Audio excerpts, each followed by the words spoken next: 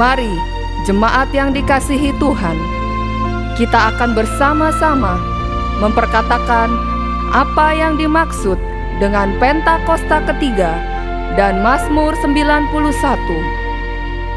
Apa yang dimaksud dengan Pentakosta ketiga? 1. Pentakosta ketiga adalah pencurahan Roh Kudus yang dahsyat di zaman ini, melebihi yang terjadi di Azusa Street.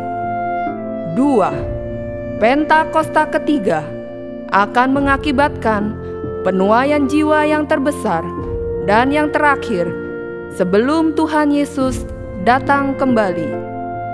3. Pentakosta ketiga akan membangkitkan generasi Yeremia, yaitu anak-anak muda yang dipenuhi Roh Kudus, cinta mati-matian kepada Tuhan Yesus, tidak kompromi terhadap dosa, dan akan bergerak untuk memenangkan jiwa. 4. Pentakosta ketiga lahir di Indonesia dan bergerak ke bangsa-bangsa. Gerakan ini dari timur ke barat dan akan kembali ke Yerusalem. 5. Pentakosta ketiga akan memberikan kuasa untuk menyelesaikan amanat agung, dan setelah itu Tuhan Yesus akan datang kembali. Dan mari bersama kita sepakat dan percaya mendeklarasikan firman Tuhan yang tertulis dalam Mazmur 91.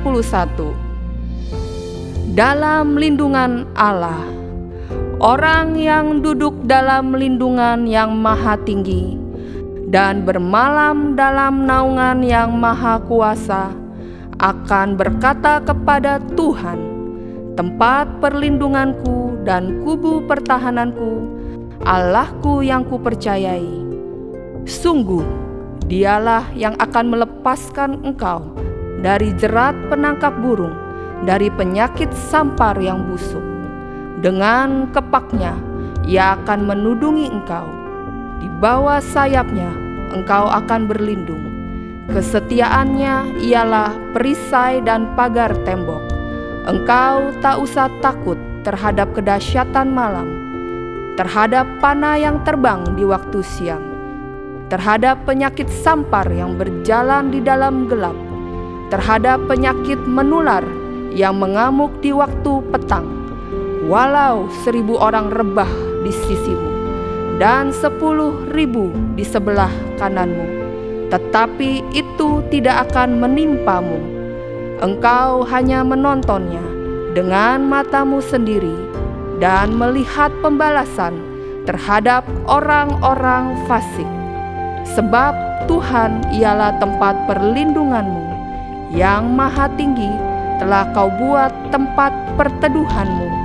Malapetaka tidak akan menimpa kamu, dan tulah tidak akan mendekat kepada kemahmu. Sebab malaikat-malaikatnya akan diperintahkannya kepadamu untuk menjaga engkau di segala jalanmu. Mereka akan menatang engkau di atas tangannya, supaya kakimu jangan terantuk kepada batu. Singa dan ular tedung akan kau langkahi. Engkau akan menginjak anak singa dan ular naga. Sungguh, hatinya melekat kepadaku, maka aku akan meluputkannya. Aku akan membentenginya, sebab ia mengenal namaku. Bila ia berseru kepadaku, aku akan menjawab. Aku akan menyertai dia dalam kesesakan. Aku akan meluputkannya dan memuliakannya. Dengan panjang umur akan kukenyangkan dia, dan akan kuperlihatkan kepadanya keselamatan daripadaku. Haleluya! Amin.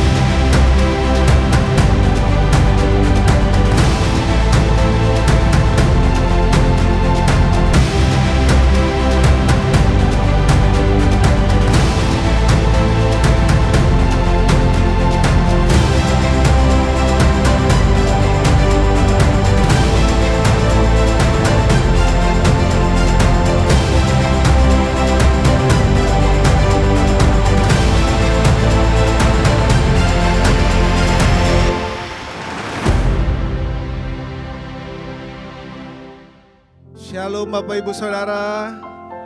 Apa kabarnya hari ini? Ada sukacita, amin. Mari sebelum mulai ibadah ini saya undang semuanya untuk bangkit berdiri. Kita mau berdoa dan mendeklarasikan bahwa tahun 2026 adalah tahun amanat agung sebanyak 3 kali. Tahun 2026 adalah tahun amanat agung. Tahun 2026 adalah tahun amanat agung. Tahun 2026 adalah tahun amanat agung. Kami percaya Tuhan, setiap kami boleh mengambil untuk melaksanakan amanat agung. Kami boleh berani menyampaikan akan kebenaran firman Tuhan dimanapun Engkau tempatkan Tuhan. Sehingga banyak jiwa-jiwa akan mengenal dan menerima Engkau sebagai Tuhan dan Juru Selamat mereka. Bapa, saat ini kami mau berdoa untuk bangsa kami Indonesia, di mana cuaca ekstrim hari-hari ini sedang terjadi Tuhan. Kami percaya Engkau memberikan cuaca yang terbaik, khususnya daerah Jabodetabek Tuhan. Dan kami percaya semua di dalam kendali-Nya Tuhan. Dan kami aman di dalam penyertaan dan perlindungan Tuhan yang sempurna. Kami berdoa untuk Indonesia Tuhan, di mana banyak goncangan akibat perang di beberapa negara Tuhan. Kami juga percaya Indonesia di dalam kendali Tuhan. Kau akan memulihkan bangsa kami Tuhan. Dan juga pintu-pintu pertobatan akan terbuka. Pintu penginjilan terbuka atas bangsa kami Indonesia. Sehingga banyak jiwa-jiwa akan mengenal Tuhan sebagai Tuhan dan Juru Selamat mereka. Tuhan, kami berdoa untuk Bapak Presiden kami, Bapak Prabowo dan wakilnya Pak Gibran, serta seluruh jajaran Kabinet Merah Putih dan pejabat dari pusat hingga daerah. Tuhan, berikan mereka hati yang takut akan Tuhan, hikmat dan kebijaksanaan dalam setiap mengambil keputusan. Biar apapun keputusan yang dibuat, semua untuk kepentingan bangsa Indonesia Tuhan, sehingga tercapai Tuhan kemakmuran atas bangsa kami Bapa. Mereka boleh bekerja sungguh-sungguh, mereka boleh memiliki integritas dan berkolaborasi Tuhan, bekerja secara tepat sasaran Tuhan untuk bangsa ini Bapa. Kami membawa gembala sidang kami Pak Niko dan gembala CK7 kami Dr. Yanto Tuhan. Kami tahu Tuhan penyertaan-Mu sempurna atas mereka Tuhan. Memberikan kesehatan yang terbaik dimanapun hamba-hamba-Mu Kau utus Tuhan, akan disertai oleh kuasa dan tanda-tanda heran yang daripada Tuhan. Dan berikan hikmat dan tuntunan untuk membawa kami senantiasa umat yang layak di hadapan Tuhan. Terima kasih Tuhan. Kami juga mau membawa generasi Yeremia di CK7, di gereja-gereja, di bangsa-bangsa Tuhan. Kami percayakan lahir future leader Tuhan, yang takut akan Tuhan, yang mereka memiliki hidup yang berintegritas Tuhan. Dimanapun mereka berada, mereka boleh menjadi berkat, boleh menjadi terang dan menjadi garam Tuhan. Terima kasih Bapa. Inilah setiap doa-doa kami. Kami buka ibadah ini hanya di dalam nama Tuhan Yesus. Haleluya. Amin. Amin. Puja nama Tuhan. GBPRJ Shalom. Sekali lagi Shalom. Saya yakin dan percaya setiap kita yang ada di sini telah berjalan dalam kebenaran firman Tuhan. Amin. Maka dari itu hari ini kita mau memuji dan menyembah Tuhan dalam roh dan kebenaran. Katakan haleluya. Boleh tepuk tangan untuk Tuhan Yesus.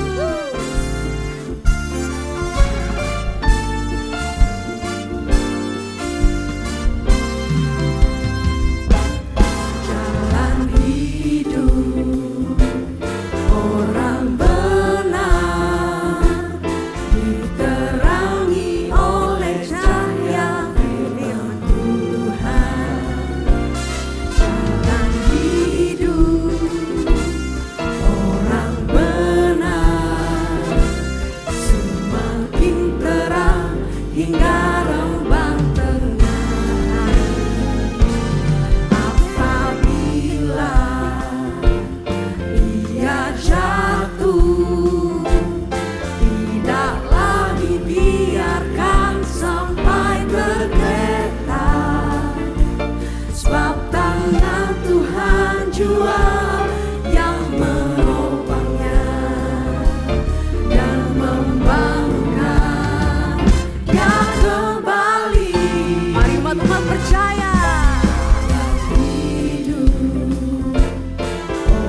Boleh tunjuk kanan kirinya, katakan kamu orang benar.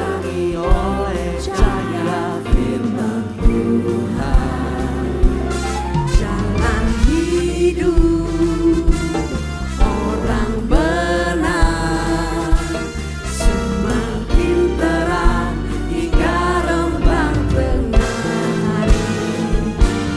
Apabila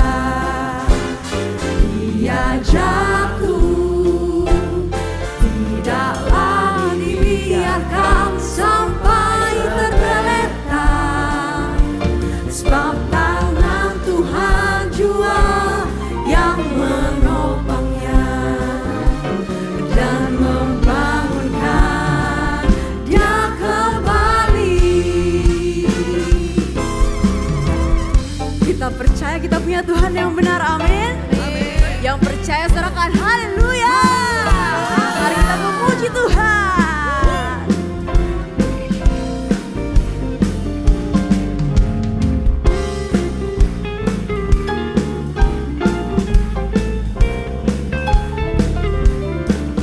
Orang-orang percaya nyatakan dengan imanmu. Hey, jalan hidup orang benar diterangi oleh cahaya firman. Jalan hidup orang benar semakin terang hingga rembang tengah hari. Oh, oh, oh. Dia jatuh, tidaklah dibiarkan sampai tergeletak, sebab tangan Tuhan jua yang menopangnya. Dan apa? Dan membangkitkan dia kembali, sebab tangan Tuhan jua yang menopangnya dan membangunkan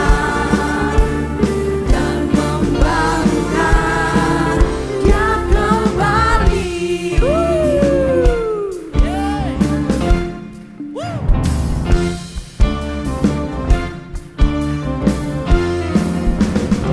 Dia Tuhan yang setia, amin. Dia ada di setiap musim kehidupan kita. Dia di kala duka, dia ada di kala suka. Kau Tuhan yang setia, Tuhan. Di kanan Kau ada, di kiri Kau ada, di atasnya, di bawah Kau ada, di suka Kau ada, di duka pun Kau ada.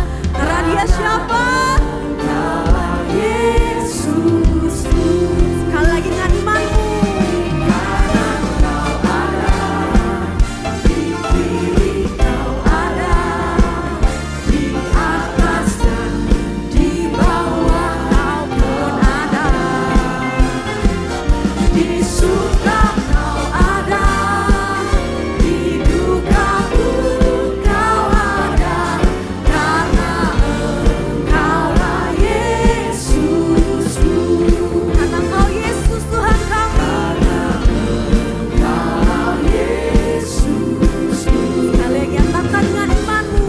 Karena Engkau Yesus.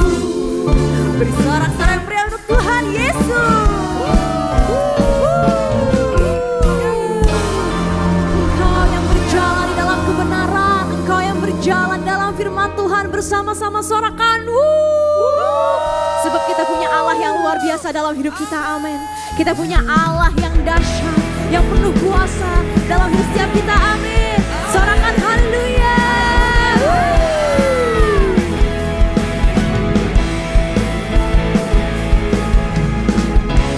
Firman terangi jalanku, perisai iman di setiap waktu,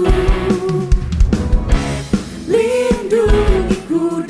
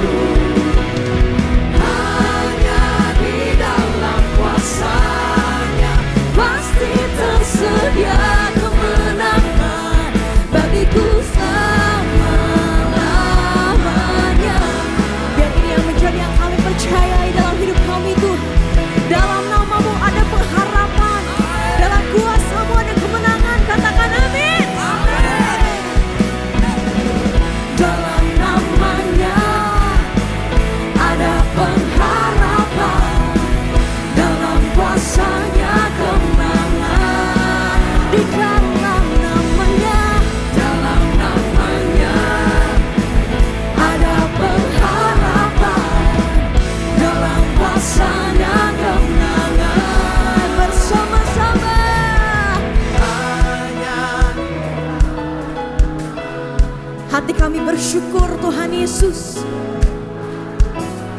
di sepanjang hidupku.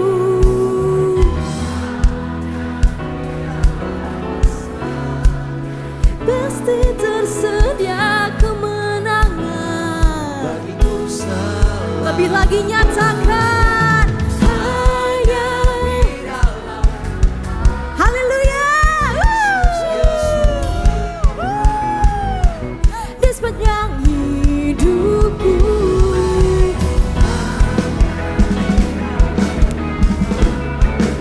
pasti tersedia kemenangan bagiku selamanya.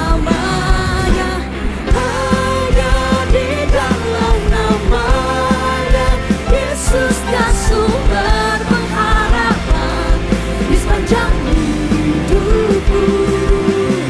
Hanya di dalam kuasa-Nya pasti tersedia kemenangan bagiku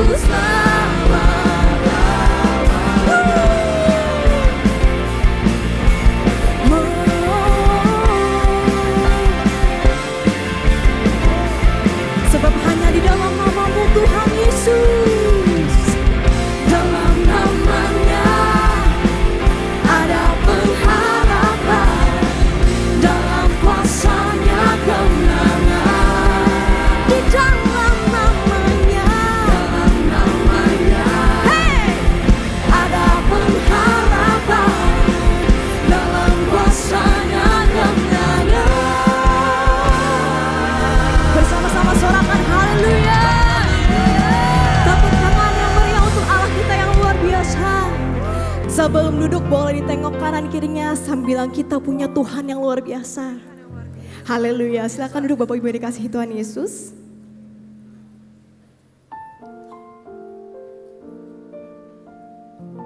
Baik Bapak Ibu, saat ini kita akan melaksanakan prosesi penyerahan anak.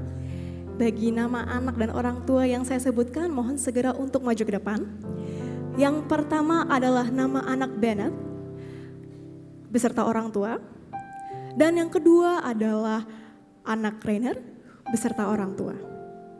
Dipersilahkan untuk maju ke depan. Ya Tuhan, Punya mula kebesaran dan kejayaan.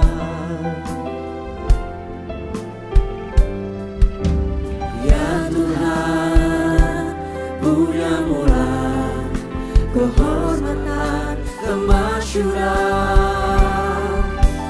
dan keagungan. Segala yang di langit dan yang di bumi kepunyaanmu. Bapak Ibu Tuhan Yesus, saat ini kita akan masuk dalam prosesi penyerahan anak. Kami di GBI, kami percaya bahwa anak-anak di bawah 12 tahun, mereka belum mengerti arti dari pertobatan. Itu sebabnya mereka belum diizinkan untuk dibaptis Islam, tapi mereka bisa diserahkan kepada Tuhan Yesus. Dan kita percaya pada saat diserahkan kepada Tuhan Yesus, mereka menjadi miliknya Tuhan. Mereka akan dijagai, mereka akan dipimpin oleh Tuhan. Amin. Puji syukur kepada Tuhan bahwa hari ini ada 2 anak yang akan diserahkan kepada Tuhan Yesus. Kita doakan yuk anak-anak ini dan juga kedua orang tuanya. Boleh saya undang Bapak Ibu untuk bangkit berdiri. Kita arahkan tangan kita kepada mereka. Terima kasih Tuhan, kami mengucap syukur Tuhan untuk setiap kebaikan Tuhan. Kami percaya semua ada dalam rancangan Tuhan, semua ada pimpinan Tuhan. Pada hari ini ada 2 anak yang akan diserahkan kepadamu. Untuk anak Bennett, dengan orang tua Pak Aldo dan juga Ibu Dewi. Dan untuk anak Rainier, dengan orang tua Pak Randy dan juga Ibu Mariska. Oleh iman dari kedua orang tuamu, pada hari ini engkau diserahkan kepada Tuhan Yesus. Dan kiranya Tuhan terus menjaga mereka, pimpin mereka Tuhan. Pakai mereka untuk kemuliaan nama Tuhan. Mereka akan selalu dilindungi. Dimanapun mereka berada, berkat Tuhan selalu menyertai. Terima kasih Tuhan. Mereka akan menjadi anak-anak yang takut akan Tuhan. Mereka akan menjadi anak-anak yang menjadi kebanggaan bagi orang tuanya. Kau berkati juga Tuhan, untuk kedua orang tuanya Tuhan. Untuk Pak Randy, Bu Mariska, untuk Pak Aldo dan juga Bu Dewi. Berkati mereka berlimpah Tuhan, hikmat marifat Tuhan turun atas mereka dalam membangun keluarga. Ada sukacita, damai sejahtera, keharmonisan di dalam keluarga ini. Apa yang mereka kerjakan, Tuhan buat berhasil. Terima kasih Tuhan Yesus, segala puji dan hormat hanya bagi nama Tuhan Yesus Kristus. Amin. Kita beri kemuliaan untuk Tuhan Yesus Bapak Ibu semuanya. Hosana bagi Sang Raja, Hosana di tempat yang maha tinggi, Hosana, Hosana, Hosana bagi Dia. Baik, saat ini kita akan menyaksikan news untuk seminggu depan. Untuk tim multimedia kami persilahkan.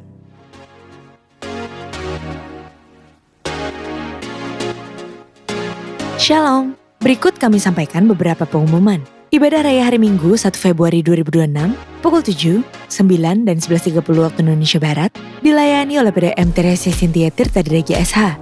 Pukul 16.30 waktu Indonesia Barat dilayani oleh Pendeta John Lomaindong. GBPRJ Mandarin Service pukul 9 waktu Indonesia Barat dilayani oleh PDM Willy Santoso. Ibadah Raya disertai dengan ibadah King's Kid, ibadah anak berkebutuhan khusus, Little Blessing Toddler, Sekolah Minggu, Joshua Generation Kids Church English Service, Sekolah Minggu Mandarin Service, Ibadah Junior Church Indonesian Service, 316 Youth English Service, dan Ibadah 2 PM Adult dan Couple Service. Sesuai firman Tuhan dalam Amsal 3 ayat 9 mengatakan, muliakanlah Tuhan dengan hartamu dan dengan hasil pertama dari segala penghasilanmu. Maka lumbung-lumbungmu akan diisi penuh sampai melimpah-limpah dan bejana pemerahanmu akan meluap dengan air buah anggurnya. Dan sesuai pesan Gembala Sidang, untuk kita menaati firman Tuhan tersebut, maka sebagai gerejanya yang sepenuhnya mengikuti firman Tuhan, mari kita membawa persembahan buah sulung dengan sukarela tanpa paksaan, penuh sukacita dan ucapan syukur. Lakukan dengan beriman saja. Persembahan buah sulung dapat ditransfer ke rekening BCA Capen Tamrin dengan nomor account 206 371 7878 atas nama GBPRJ. Jika kita taat melakukannya, maka Tuhan akan membuka tingkap-tingkap langit dan mencurahkan berkat-Nya bagi kita yang taat dan setia akan firman-Nya. Amin. From diagnosis to recovery, a comprehensive understanding of colorectal cancer. Dari diagnosis hingga pemulihan. Pemahaman komprehensif tentang kanker kolorektal, yaitu kanker yang berkembang di usus besar, kolon, atau rektum, bagian akhir dari saluran pencernaan manusia. Akan dibahas secara menyeluruh, mencakup semua aspek penting. Dalam Cancer Ministry, Sabtu, 21 Februari 2026, pukul 10.30. Bersama Dr. Mirna Primasari, spesialis onkologi radiasi. Dan Dr. Seno Budi Santoso, spesialis bedah. Disertai kesaksian Ibu Monique Rusli. Bertempat di Integrity Convention Center, Shafir Room, Mall MGK Lantai 9. Kemayoran, Jakarta Pusat.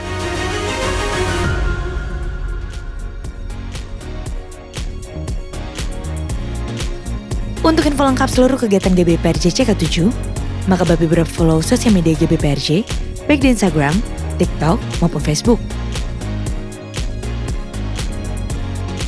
Sekian pengumuman pada hari ini. Terima kasih atas perhatian Bapak Ibu sekalian. Tuhan Yesus memberkati. Ajar kami untuk terus menaruh percaya kami Tuhan di hadapan-Mu. Walau sepertinya apa yang ada di depan kami tidak sesuai dengan yang kami ingini. Ajar kami untuk terus berharap kepada-Mu. Walau sepertinya tidak ada lagi dasar untuk berharap. Karena Engkau Allah kami yang begitu setia. Kasih-Mu sempurna buat setiap kami. Biar hari ini terus kami melihat kebaikan-Mu yang Tuhan rancangkan dalam hidup kami. Biar hari ini kami melihat Tuhan, betapa dahsyatnya penyertaan-Mu dan kesetiaan-Mu buat setiap kami.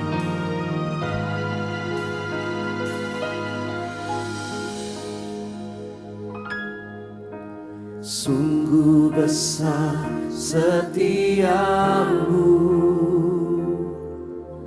Kau nyatakan bagiku. Kau Bapa yang selalu mengerti isi hatiku.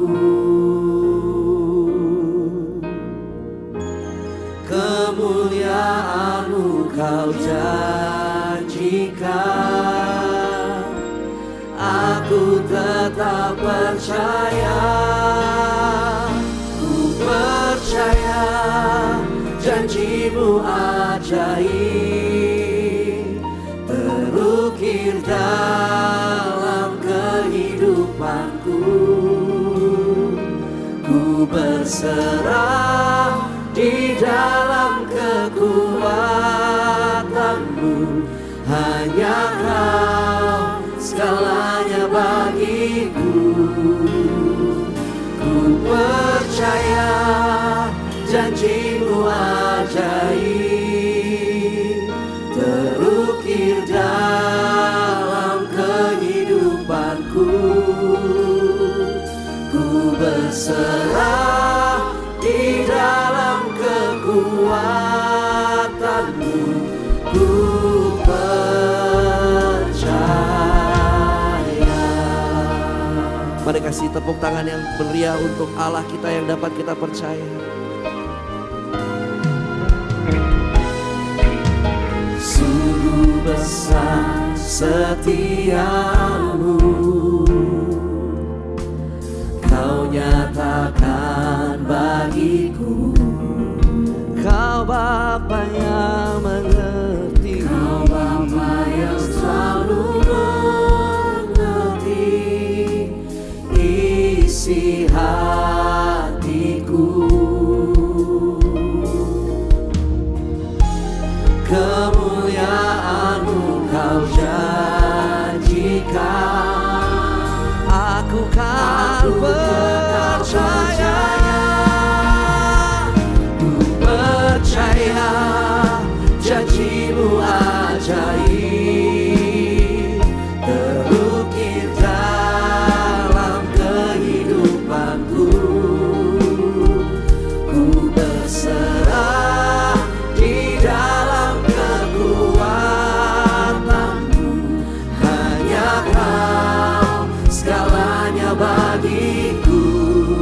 Ku percaya Janji-Mu ajaib, yes Lord, terukir dalam kehidupanku. ku berserah Di dalam kekuatan-Mu, ku percaya, ku percaya. janji-Mu ajaib, Akan setiap janji-Mu ya Tuhan, terukir dalam kehidupanku. Ku berserah di dalam kekuatan-Mu, hanya Kau segalanya bagiku. kami mau percaya. Janji-Mu ajaib, Yang terus terukir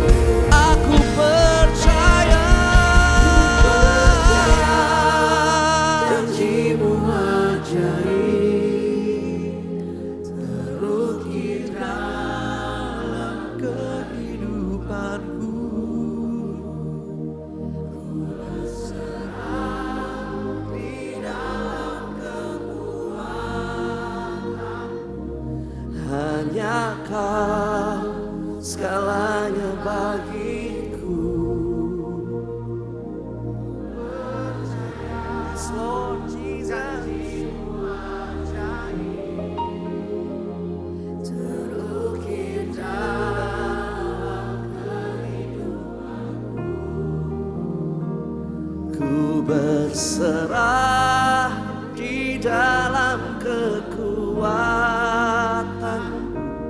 Ku percaya.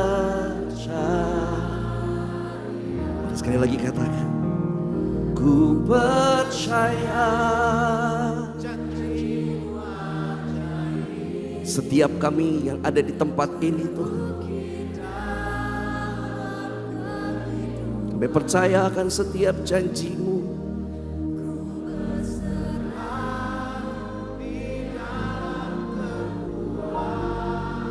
Engkaulah sumber kekuatan kami, segalanya bagiku. Dan kami akan terus percaya ya Tuhan Yesus. Sebab Engkau dahsyat buat kami Tuhan. Terukir dalam kehidupanku, Ku berserah di dalam kekuatanmu. ku percaya. Mari sama-sama nyatakan, aku percaya. Janji-Mu ajaib, terukir dalam kehidupanku. Ku berserah di dalam kekuatan. Hanya Kau segalanya bagiku. Ku percaya janji-Mu ajaib, terukir dalam kehidupanku. Ku berserah di dalam kekuatan-Mu. Ku percaya. Ku berserah di dalam kekuatan-Mu. Ku percaya. Sambil angkat tanganmu, ku berserah di dalam kekuatan-Mu. Ku percaya.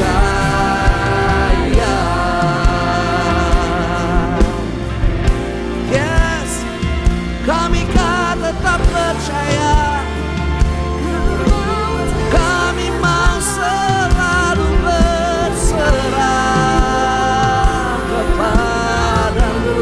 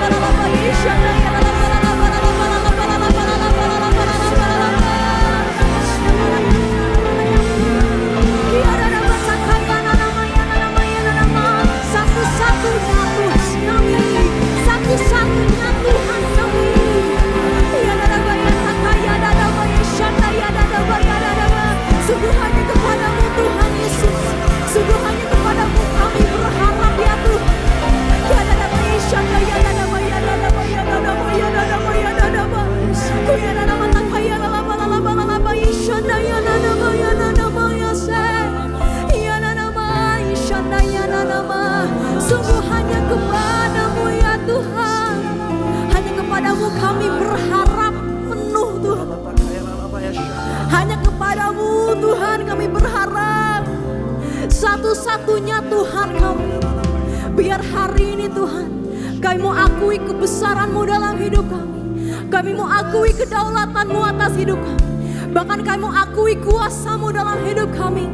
Kiara nama Ishana yana nama Yase.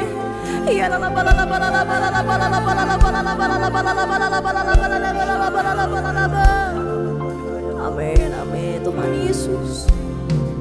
Aku punya Tuhan yang besar, yang telah berjanji dan sanggup menggenapi.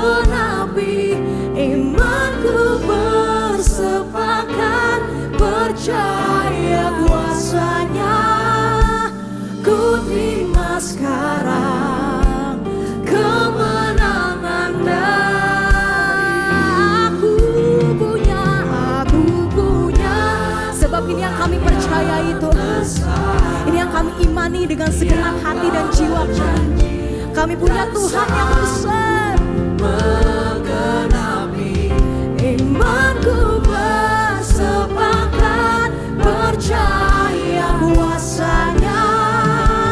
Ku terima sekarang kemenangan dari aku punya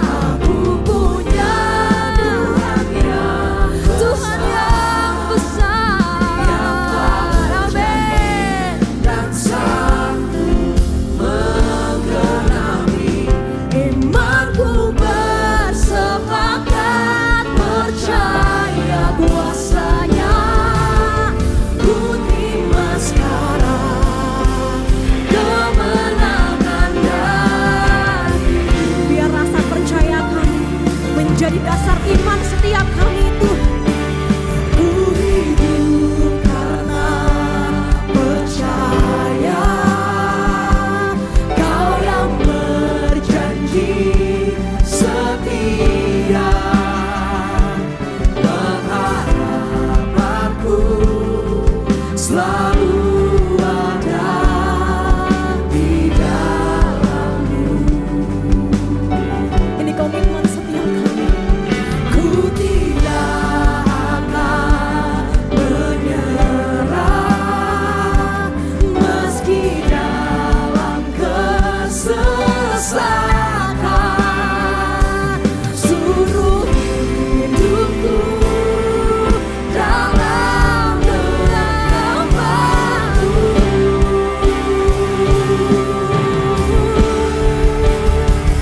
Aku punya Tuhan yang besar, yang telah berjanji dan sanggup menggenapi. Imanku bersepakat, percaya kuasa-Nya. Ku terima sekarang kemenangan dari-Mu. Aku punya Tuhan yang besar, yang telah berjanji dan sanggup menggenapi. Imanku bersepakat, percaya kuasa-Nya. Ku terima sekarang kemenangan dari-Mu. Dengan iman kami Tuhan, kami mau nyatakan di hadapan-Mu. Aku punya Tuhan yang besar, yang telah berjanji dan sanggup menggenapi. Imanku bersepakat, percaya kuasa-Nya. Ku terima sekarang.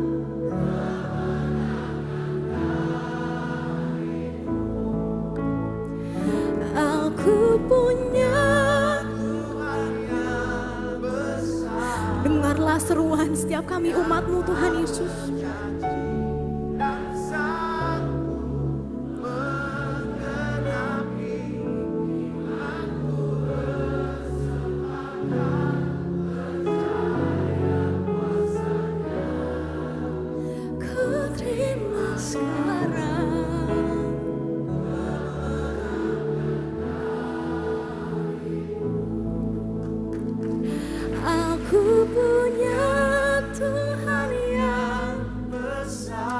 jiwa kami mengetahui ini Tuhan Yesus. Telah berjanji dan sanggup menggenapi Imanku bersepakat percaya kuasanya.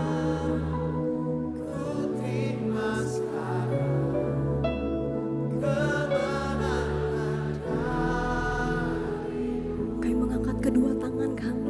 Aku punya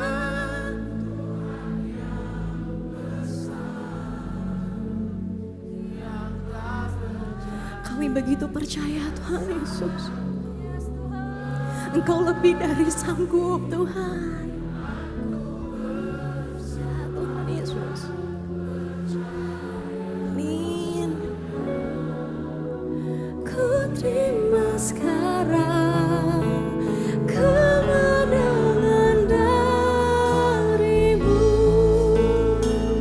Imanku bersepakat percaya kuasanya.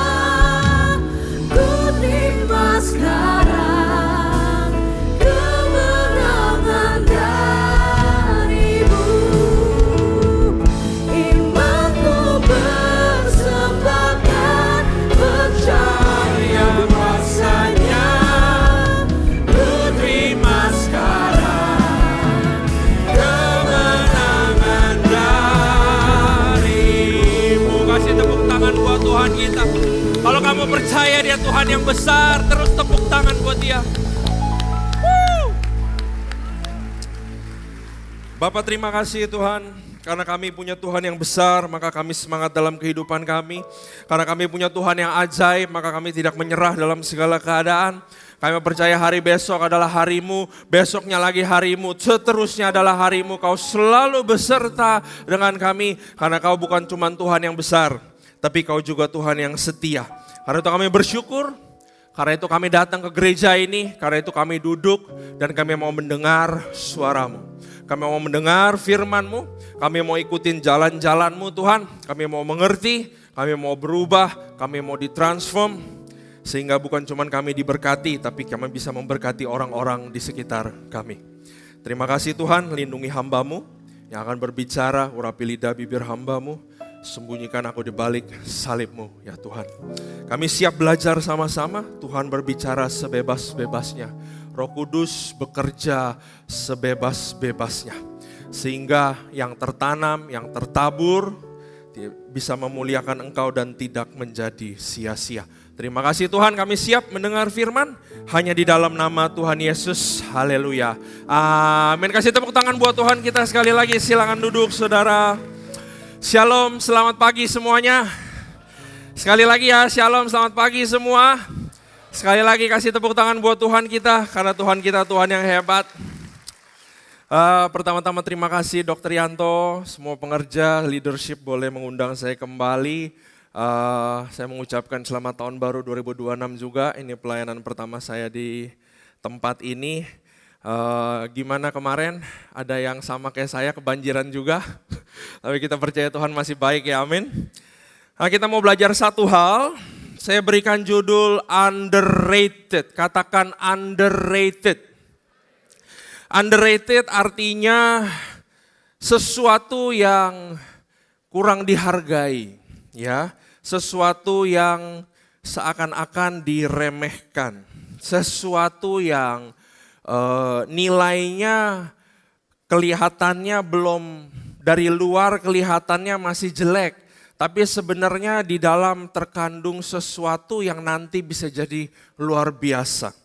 Ya, kita hidup di dunia yang melihat segala sesuatu, dunia itu tepuk tanganin segala sesuatu yang udah jadi, betul? Sesuatu yang besar, yang angkanya banyak, platform yang besar, orang-orang yang terkenal. Ya, ibaratnya kalau kita lihat gambar ini, dunia itu melihat yang ditepuk tanganin, yang dihargai, pohon yang udah jadi. Tapi Tuhan selalu memulai dengan benih, betul gak? Ya, Tuhan tidak memulai segala sesuatu, dia langsung jadi pohon, tapi Tuhan selalu memulai dari yang kecil. Katakan kecil. Nah kita Apapun yang ada di tangan kita, baik itu keluarga, baik itu anak, baik itu cucu, baik itu generasi, baik itu uang, baik itu pekerjaan, baik itu kesempatan, kita seringnya melihat yang sekarang. Padahal di depan masih banyak kesempatan itu menjadi sesuatu yang menjadi lebih baik. Kita seringnya cuma bisa lihat sekarang karena kita bukan Tuhan yang Alfa dan Omega. Betul? Firman Tuhan berkata seperti ini. Ya, aku adalah Alfa dan Omega, yang pertama dan yang terkemudian, yang awal dan yang akhir. Ayat ini menurut saya sangat unik karena Tuhan sedang menjelaskan dirinya di dalam terminologi yang manusia mengerti. Dia tidak terbatas waktu. Dia Alfa dan dia Omega. Katakanlah daerah sini saya pakai Alfa ya, daerah situ Omega. Jadi Tuhan itu dia mau jelasin kepada kita pakai terminologi waktu. Dia bilang saya itu Alfa. Saya dari awal bisa melihat sesuatu yang akan terjadi nanti. Tapi di satu sisi lain dia juga adalah Omega. Artinya dari akhir dia bisa melihat sebuah awal. Dari awal dia bisa melihat sebuah akhir. Dia tidak terbatas oleh waktu. Dia tidak dibatasi waktu. Kita dibatasi oleh waktu. Tuhan adalah Alfa dan Omega. Nah, di ayat selanjutnya kita buka di Matius 13. Ini akan make sense semuanya. Kalau saudara bingung mau dibawa kemana sama ini pastor, ikutin aja, amin. Matius 13 ayat 31 sampai 32. Perhatikan. Yesus membentangkan suatu perumpamaan lain lagi kepada mereka. Saudara kalau baca Alkitab ketemu Yesus selalu mau bawain perumpamaan, selalu kita harus ingat Yesus itu lewat perumpamaan mau ajarin bagaimana kerajaan sorga bekerja. Siapa percaya bahwa kamu adalah warga kerajaan sorga? Ya, artinya kita harus mengerti bagaimana kerajaan Allah itu bekerja. Kita harus mengerti bagaimana itu Tuhan bekerja. Kalau kita nggak mengerti, maka kadang-kadang kita jadi manusia suka menggerutu. Ya, Yesus membentangkan suatu perumpamaan lain lagi kepada mereka, katanya hal kerajaan sorga itu seumpama biji sesawi, katakan biji, yang diambil dan ditaburkan orang di ladangnya. Memang biji itu yang paling kecil, katakan kecil, dari segala jenis benih, tetapi apabila sudah tumbuh, sesawi itu lebih besar, katakan besar, daripada sayuran yang lain, bahkan menjadi pohon, sehingga burung-burung di udara datang bersarang pada cabang-cabangnya. Nah, Alfa Omega yang tadi dengan ayat yang ini kita gabungin, oke? Fokus ya sama saya. Nah, jadi di awal Yesus kasih perumpamaan bahwa walaupun di awal itu kecil, betul? Tapi di akhir, di Omega itu menjadi sesuatu yang besar di tangan Tuhan. Betul, itu hukum alam. Ya. Jadi di Omega mungkin udah terlihat besar, tapi di awal selalu kecil. Perhatikan lagi ayat ini, jangan hilang ya. Walaupun di depan kecil sebuah biji. Perhatikan, dari Alfa mau jalan ke Omega, kita nggak tahu apa yang terjadi. Betul gak? Ada yang bisa tahu sebuah tanaman tumbuhnya gimana? Bisa dilihat pakai mata? Nggak bisa. Jadi, tapi dari yang kita lihat pakai mata awalnya selalu kecil. Rasanya tidak bermakna.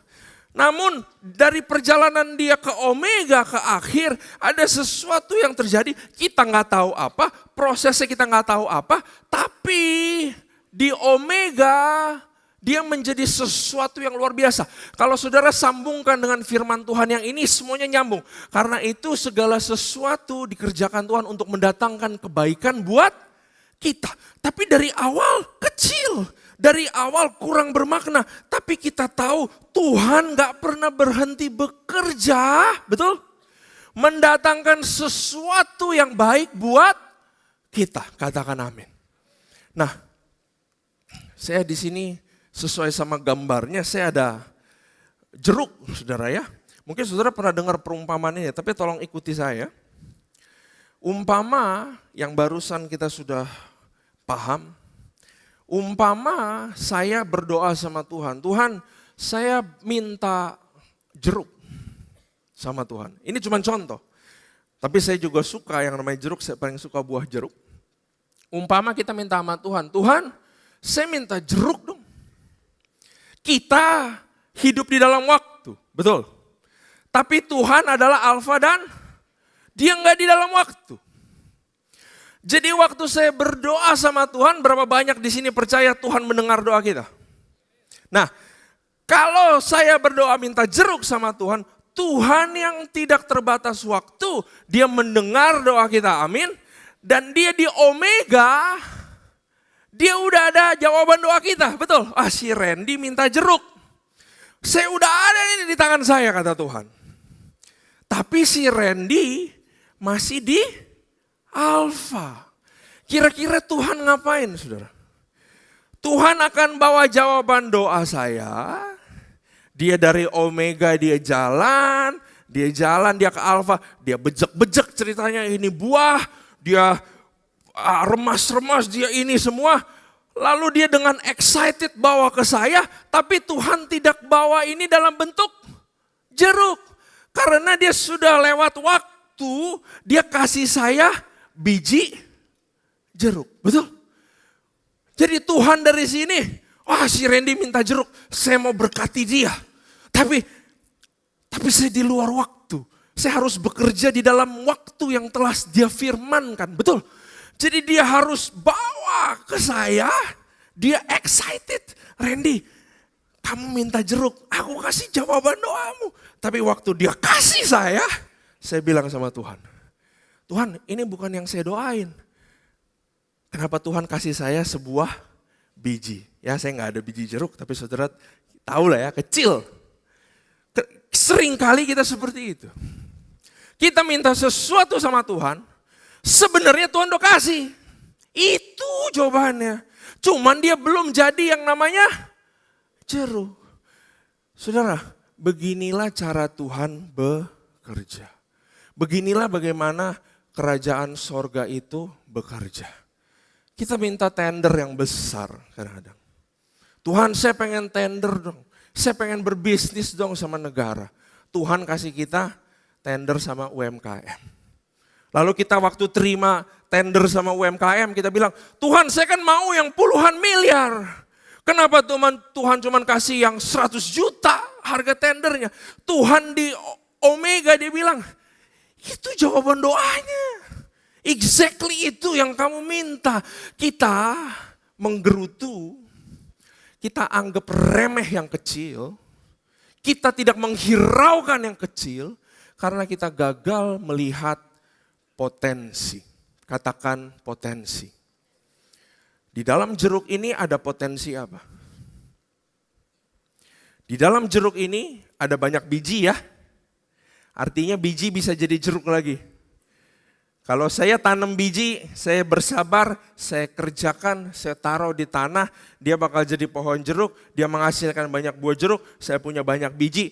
Artinya di dalam buah ini ada potensi ribuan jeruk, betul gak?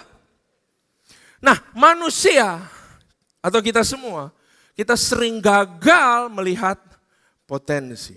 Sehingga kita gak sampai-sampai kepada janji yang telah Dia titipkan kepada kita. Kalau tadi kita nyanyi lagu tentang janji, saudara. Kita minta Tuhan, Dia berjanji ini, Dia berjanji itu. Bukan seringkali, tapi bisa dipastikan apa yang Dia janjikan sebenarnya sudah diberikan kepada kita, tapi bentuknya berbeda total.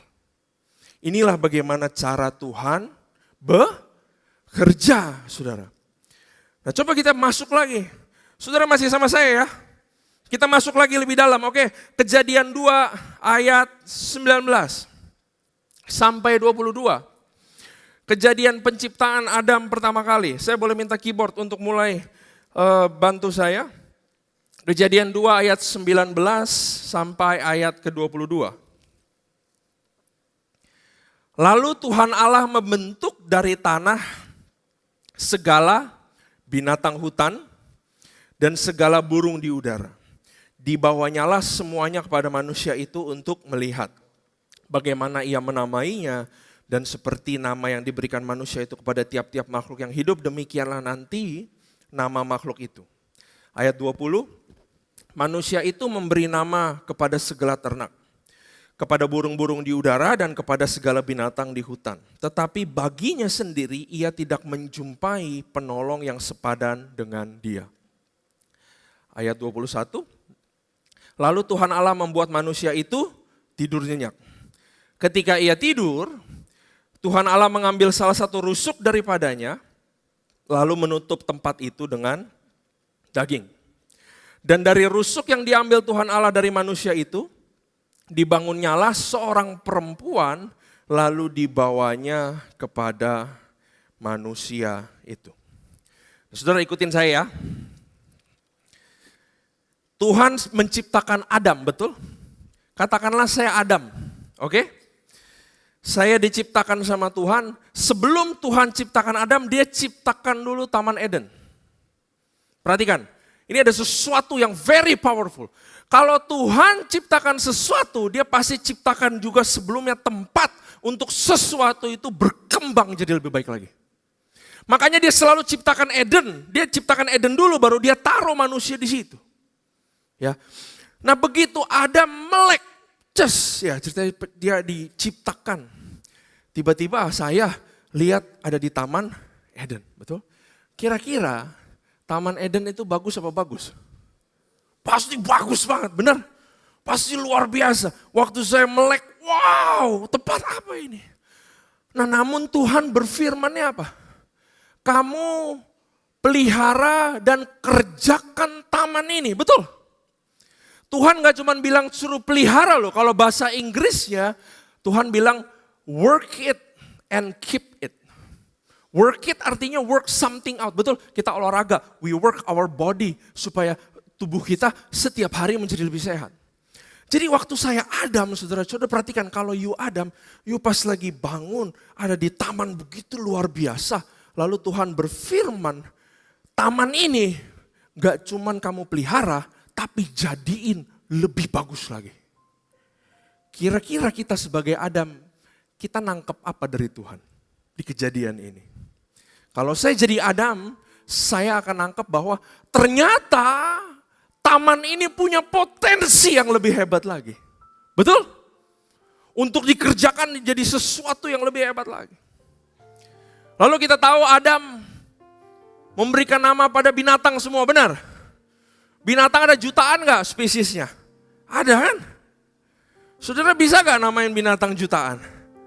Saya rasa pakai GPT juga gak bisa ya sekarang ya. Pasti pusing. Tapi bayangin lagi kamu Adam.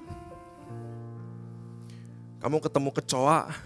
Saya gak tahu ya kenapa namanya kecoa ya. Kamu namain dia cockroach atau apalah. Kamu namain ulet ini itu. Dinosaurus kayak, anjing kayak. Ras kucing begitu banyak, betul? Ras ikan. Si Adam namain satu-satu, benar gak? Coba bayangin aja sama saya. Itu binatang ngantri itu ke belakang dikasih nama sama Adam. Ya. Sampai antrian terakhir dia kasih nama ini. Belum tanamannya ini ya. Tapi begitu semuanya dikasih nama. Kira-kira Adam menyadari apa? Kalau saya jadi Adam, saya bayangin terus kemarin waktu siapin khotbah. Saya kalau jadi Adam, saya pasti ngasok betul. Aduh selesai semua. Tapi waktu saya beristirahat, saya menyadari satu hal. Ternyata bukan cuma Taman Eden yang punya potensi. Ternyata saya punya potensi yang luar biasa, betul? Binatang aja saya bisa namain. Tanaman aja saya bisa namain. Di situ pertama kali manusia mengerti bahwa Tuhan menciptakan segala sesuatu, ada potensi di dalamnya. Jadi jangan pernah anggap dirimu kecil, saudara. Tuhan menciptakan kamu untuk satu tujuan. Dan di dalam kita tuh masih ada terkandung begitu banyak kekayaan yang belum keluar, katakan amin. Artinya saudara, kasih tepuk tangan dulu buat Tuhan. Artinya potensi itu adalah kekuatan yang belum keluar. Kemampuan yang belum dilihat. Mau kamu masih muda, mau kamu udah tua, semua punya potensi, amin. Nah, kita lanjutin ya. Setelah Adam udah tahu potensinya segala macam, tiba-tiba Tuhan ngomong lagi, gak baik kalau manusia seorang diri. Lalu Allah membuat Adam tidur. Dia tidur. Waktu dia bangun, waktu dia tidur Tuhan bekerja bikin Hawa, betul? Waktu dia bangun dia kaget, ada perempuan. Di situ Adam menyadari lagi bahwa di dalam beristirahat atau tidur ada potensi Tuhan bekerja. Katakan amin. Jadi kerja terus gak tentu bawa manfaat, betul? Saat kita istirahat Tuhan bekerja. Saudara bisa bayangin dari penciptaan ini Adam melihat segala sesuatu ternyata punya potensi. Saya bisa jadi lebih hebat. Apa yang Tuhan udah taruh di tangan saya bisa jadi lebih hebat. Keluarga saya bisa jadi lebih hebat. Masa depan saya luar biasa. Betul, kalau kita jadi Adam menyadari ini Tuhan yang Alfa dan Omega. Bagaimana dia bekerja. Tuhan bekerja dari kecil sampai sesuatu jadi besar buat mendatangkan kebaikan buat kita. Harusnya kita hidup dengan semangat yang luar biasa. Katakan amin. Kasih tepuk tangan buat Tuhan kita. Ya, karena itu saudara, ya, boleh bawa pulang message simple ini. Ya, kecil bukan berarti tidak berarti. Kecil bukan berarti tidak berarti. Kita harus jadi orang yang pandai mengenali potensi. Kalau saudara bermain saham umpamanya, kamu harus jadi orang yang pandai mengenali potensi, betul? The principle semua sama. Makanya kalau saya baca Alkitab itu ya, Alkitab itu luar biasa bukan main dah. Ya udah gak perlu buku apa-apa lagi sebenarnya. Baca Alkitab itu udah cukup sebenarnya. Semua tentang potensi, betul? Kamu investasi karena kamu melihat potensi. Kita di zaman sekarang saya tahu, marketplace susah, finansial susah, betul. Cari kerja juga susah. Masa-masa startup zaman dulu yang gajinya gede-gede itu udah lewat lah, you can forget it. Keadaan sekarang kita nggak tahu mau kemana, betul. Mau cari keluar, mau cari kemana coba saya tanya. Mau cari ke orang pinter, mau cari ke orang hebat, mau cari ke siapa? Tapi kalau you ngerti yang barusan kita bahas sama-sama, kita mengerti bahwa masa depan sebuah, boleh gak saya bilang, masa depan sebuah jeruk ada di mana? Ada di dalam. Masa depan dia bukan di luar, masa depan dia ada di dalam. Kadang-kadang kita kebalik saudara, kita cari keluar, aduh, mau ngapain ya, mau ini ya. Wah anak saya udah sekalian keluar dah, keluar negeri aja sekalian. Kita lupa mengerti bahwa masa depan terjebak di dalam diri kita sendiri.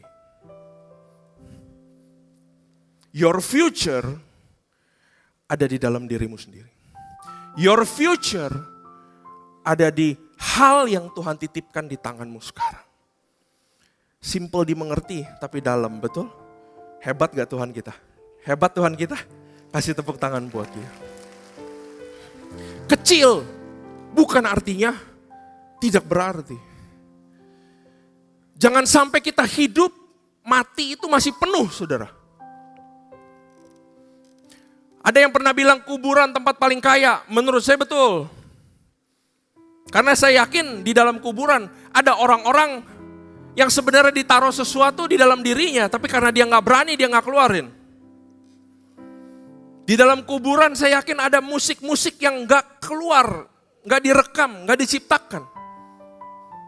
Karena dia gak berani, karena dia gak berani melangkah. Ada ide-ide yang masih terjebak di dalam kuburan.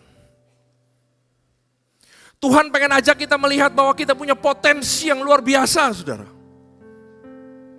Jangan sampai kita mati, kita masih menyimpan banyak hal di dalam kita harusnya mati kosong, betul? Jangan anggap remeh yang kecil. Jangan anggap remeh mimpimu, saudara. Waktu kecil, berapa banyak yang nonton film ini? Ini kelihatan ya, saya generasi tua apa muda ya? Ada yang tahu film ini, saudara?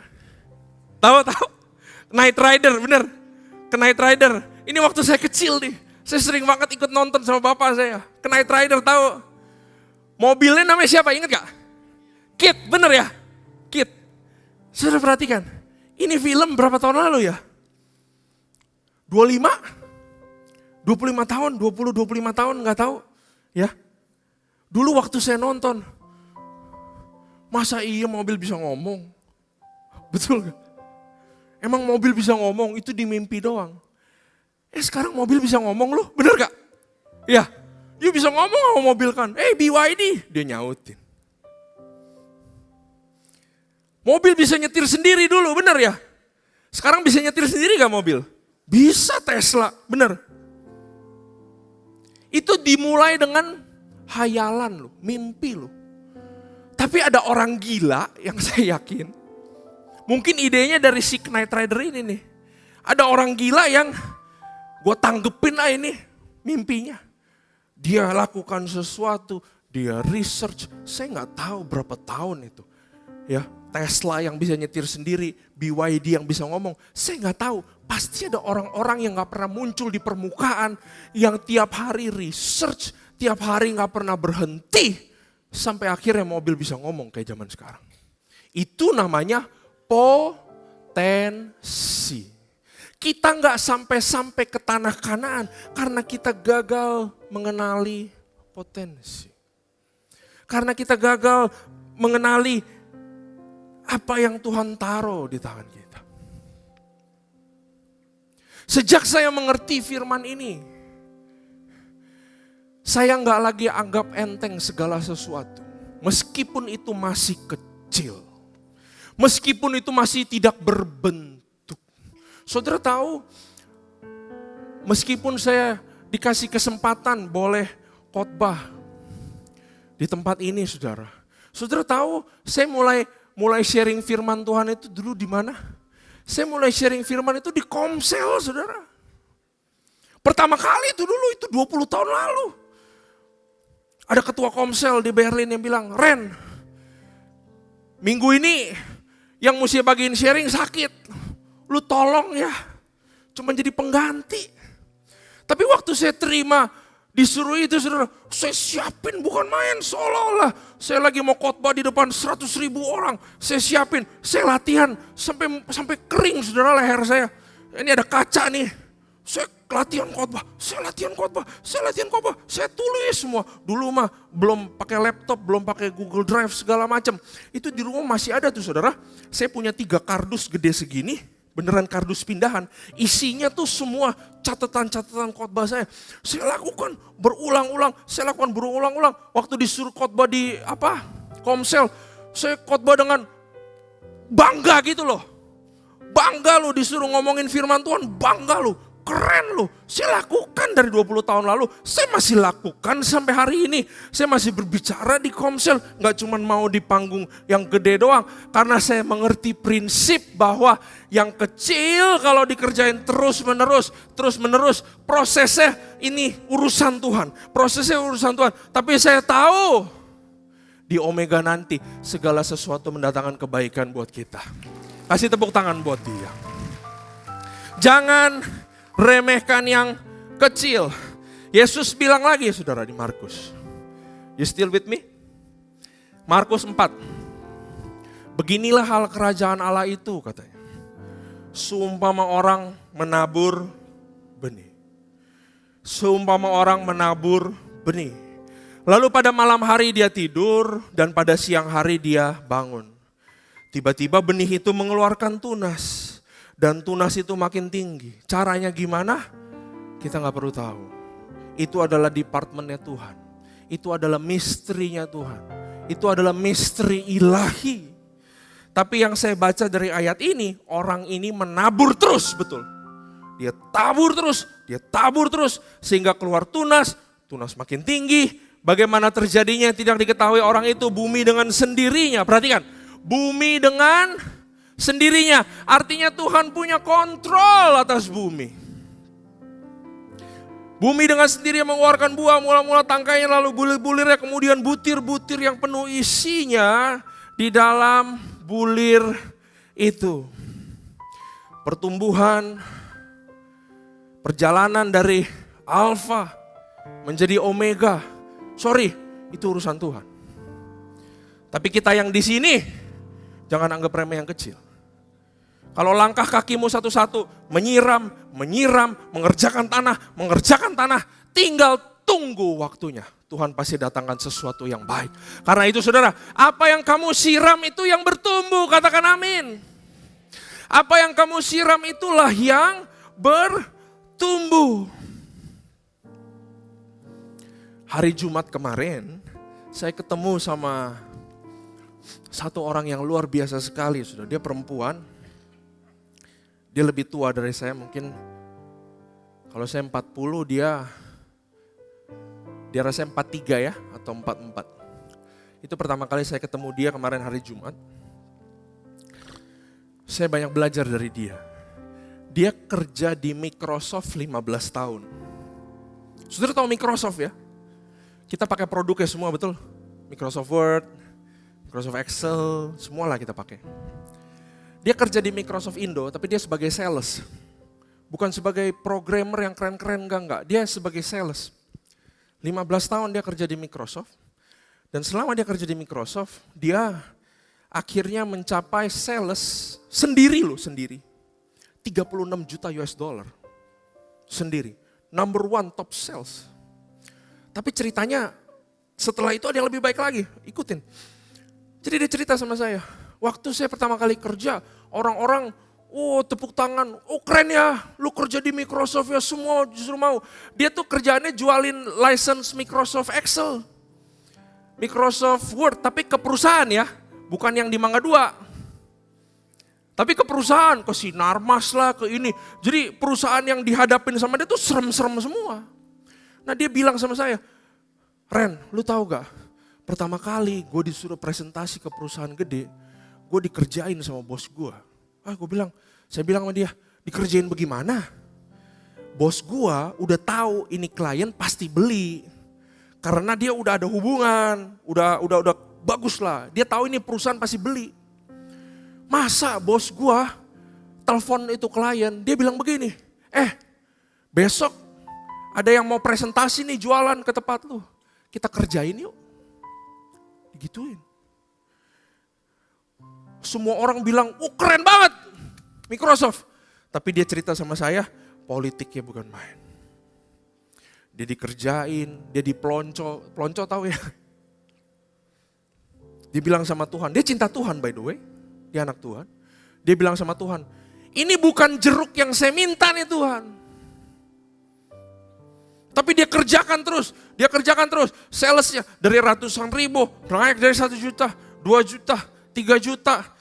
Sales yang lain dibalap, sales yang lain cuma nyinyir, cuma bilang, dia hoki aja, dia ini itu. Tapi dia gak menyerah, dia belajar terus, dia waktu udah 10 tahun masih bentuk tunas mungkin. Tapi dia kerjain terus. Akhirnya waktu dia di akhir karir di Microsoft, dia nyentuh 36 juta dan di saat dia nyentuh at the top, dia resign saudara. Dia keluar. Kemudian saya tanya, lu udah keren-keren di Microsoft, lu keluar ngapain? Dia sekolah lagi lu. Dia S2 lagi. Di umur yang dia udah gak muda lagi. Dia sekolah lagi. Lalu saya berdebat sama dia, saya bilang, wah ini gue gak ngerti cara lu berpikir. Kalau gue orang yang udah kecemplung di situ, fokusin terus. Tapi dia bilang sama saya perlu sesuatu yang baru. pemikiran yang baru, mindset yang baru. Saya perlu circle orang-orang yang baru. Saya perlu keluar lagi. Walaupun saya sekarang menjadi benih lagi, dia bilang. Tapi saya tahu bahwa benih yang kalau kita kerjakan itu gak pernah sia-sia di hadapan Tuhan. Maka saya sekolah lagi, saya ini lagi, saya itu lagi. Kalau dia di Microsoft, dia harus nyentuh 36 juta. Setelah dia sekolah, ada yang ambil dia kerja. Namanya Amazon. Hebat juga, betul? Tahu gak? Di Microsoft dengan mungkin salary sekian, dia harus 36 juta terus. Di Amazon dengan gaji yang lebih besar, dia cuma dikasih target 3 juta, saudara. Luar biasa Tuhan kita. Saya pikir perjalanannya cuma sampai 36 juta. Tapi ternyata Tuhan ada sesuatu lagi yang luar biasa buat dia. Dengan target lebih kecil, dia bisa hidup lebih enak. Dia bisa jaga anaknya, ini, itu semua segala macam. Itulah akibatnya kalau kita percayakan benih-benih di tangan Tuhan. Kasih tepuk tangan buat dia. Saudara tahu ini gambar apa? Stadion bola ya. Di stadion bola kita bisa belajar ada 3 tipe orang, saudara. Oke. Kira-kira yang bikin pertandingan ini jalan berapa orang yang main di dalamnya? 11 tambah 11, tambah wasit 3, bener ya? Wasit ada satu yang lari-lari, satu wasit offside, satu wasit outside, betul? Yang bikin pertandingan ini kan pertandingan megah banget nih, betul? Yang nonton puluhan ribu, 40 ribu orang mungkin, 60 ribu orang. Mungkin ada stadion yang sampai 100 ribu orang. Luar biasa terjadi di kota tersebut lah, entahlah di kota mana saudara. Tapi orang tipe pertama adalah orang yang make things happen. Yaitu 25 orang ini. Betul? Tanpa 25 orang ini gak ada pertandingan apa-apa. Benar gak? Itu adalah tipe orang yang pertama. Tipe orang yang kedua, yaitu orang-orang yang nonton di sekitarnya. Betul? Yaitu orang-orang yang cuma nonton. Orang-orang yang cuma komentar.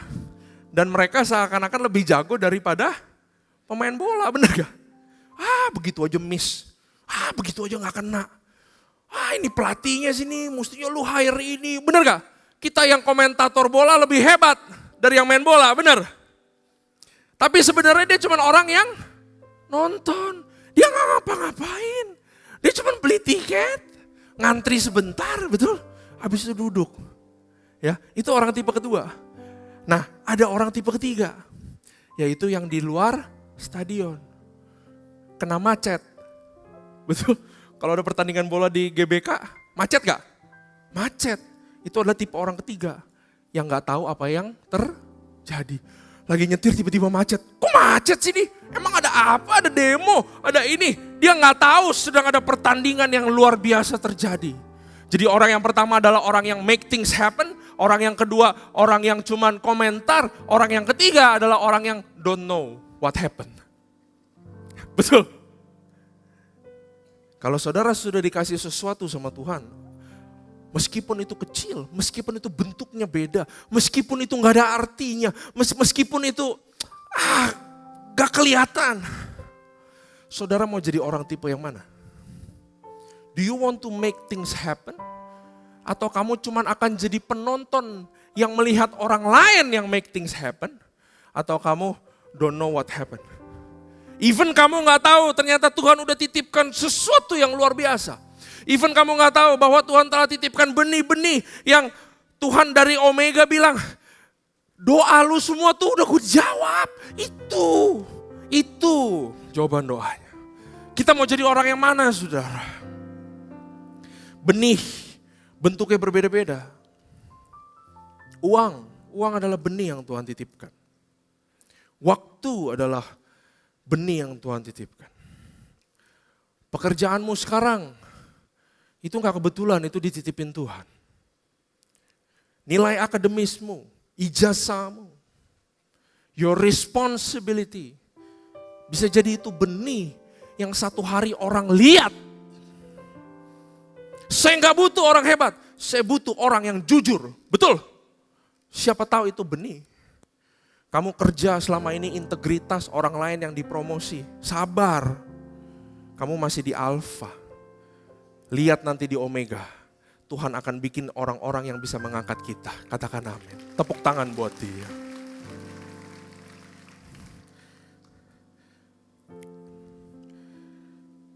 Cicak yang dapat kau tangkap. Katakan cicak. Cicak yang dapat kau tangkap dengan tangan. Ini ayat saya yang terakhir. Kita bahas cicak mau? Bener loh, firman Tuhan tuh hebat loh. Biarpun dia cuma ngomong sepatah begini, artinya mendalam loh. Kalau kita nyambungin sama yang barusan. Cicak yang dapat kau tangkap dengan tangan, tetapi juga yang ada di istana-istana raja. Saudara, kalau saudara perhatiin dari awal, nyambung semua. Cicak itu kecil. Betul? Lemah. Bahkan firman Tuhan sendiri bilang, bisa ditangkap sama tangan. Artinya dia yang terancam sebenarnya. Betul. Dia nggak mengancam siapa-siapa. Mungkin dia mengancam si nyamuk ya. Dia kerjaannya ngapain dia? Makanin serangga ya. Tapi seumur hidup saya nggak pernah lihat si cicak makan nyamuk sih. Nyamuk deketnya ke kita soalnya. Cicak bisa ditangkap, tidak mengancam siapapun. Tapi kata Tuhan bisa ditemukan di istana raja. Yang kecil, yang tampaknya tidak penting, kok bisa berada di tempat luar biasa. Yang ngomong Salomo. Jangan-jangan nih cicak tiap hari lihat Salomo bangun tidur. Betul. Yang terlihat lemah, tidak berarti, tapi punya tempat yang berkelas. Betul? Artinya begini, ukuran dan kekuatan tidak menentukan posisi dan keberadaan. Hebat ya firman Tuhan ya, kalau disambungin sama yang baru kita belajar. Ukuran tidak menentukan nilai, sesuatu yang kecil bisa punya tempat. Akses ke tempat raja bukan soal kekuatan. Cicak bisa bertahan dan nempel di mana aja saudara. Cicak itu underrated, bisa ditangkap pakai tangan, tetapi ada di istana-istana. Kamu mungkin merasa kecil, kamu mungkin merasa diremehkan, mungkin kamu gak ada apa-apanya. Tapi saya mau kasih tahu Tuhan bisa tempatkan kita di tempat-tempat yang tinggi. Perhatikan cicak. Cicak ini sebelum dia ketemu Salomo, dia mungkin ada di alfa. Dia ada di luar istana, saya nggak tahu dia ada di tempat apa. Mungkin ada di tempat sampah, mungkin ada di tempat ini, betul. Ada di mana-mana, tapi dia ada di sini. Dan Tuhan titipin satu potensi buat si cicak, yaitu bisa makan nyamuk. Betul, Tuhan titipin itu. Kalau saudara jadi cicak, kira-kira dia ngapain ya? Dia nggak bisa ngapa-ngapain saudara. Dia cuma bisa makan nyamuk. Ada nyamuk di situ. Gua hap. Terpaksa harus jalan satu langkah. Ada lagi di situ. Harus jalan satu langkah. Harus jalan satu langkah. Dia nggak sadar. Di perjalanan antara alfa sama omega ada Tuhan juga yang bekerja. Dia nggak sadar jalanan dia itu sebenarnya ke istana. Dia nggak sadar dia sebentar lagi ketemu Daud. Dia nggak sadar sebentar lagi ketemu Salomo. Dia hap. Habis dia makan. Dia lihat kiri kanan. Waduh. Salomo lagi rapat, gue denger rahasia. Betul? Begitulah Tuhan bekerja. Saya belajar dari cicak loh saudara. Artinya kita sebagai manusia juga jangan lupa. Kita diciptakan Tuhan berjalan kaki kiri mendahului kaki kanan. Betul gak? Kaki kanan mendahului kaki kiri. Kita jalan begini. Artinya apa? Kita harus do our best. Kita lewatin hari kemarin. Kaki kanan hari ini kita lewatin. Cara sampai ke omega gimana? Cara jadi pohon gimana? Cara dapat jeruk gimana? Cara dapat semua gimana? Kita gak perlu tahu.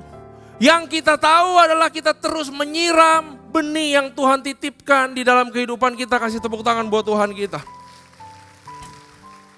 I will close with this. Saya akan tutup dengan ini saudara. Dari tadi kita ngomong benih, betul? Artinya jangan remehkan yang kecil. Kita mengerti tentang alfa dan omega. Yang awal dan yang akhir. Dari awal yang akhir Tuhan pasti berbuat sesuatu. Itu misteri ilahi, itu misteri Tuhan. You nggak usah tahu. Yang kita harus tahu, sekarang benih apa yang kita harus punya. Nah perhatikan, kalau di tangan saya ada benih.